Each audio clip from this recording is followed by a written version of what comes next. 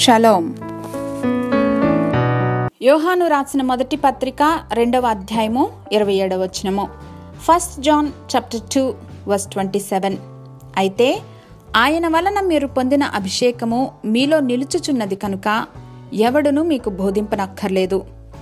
As for you, the anointing you received from him remains in you, and you do not need anyone to teach you.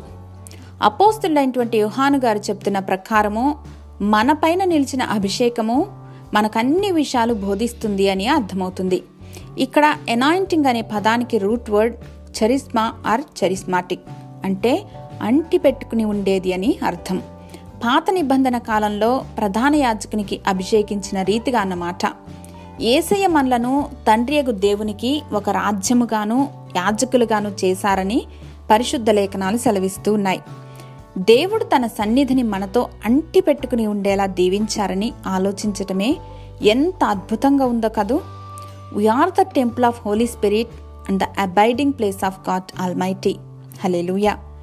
దేవునితో ఐక్యపరచబడిన మనం దేవుడు మనతో చెప్తున్న ప్రతి సత్యమును గ్రహించి తదనుగుణంగా మన జీవితాలను దిద్దుకుందాం.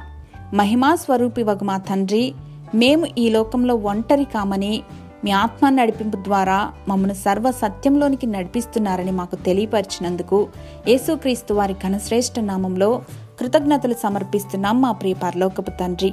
ఆమెన్.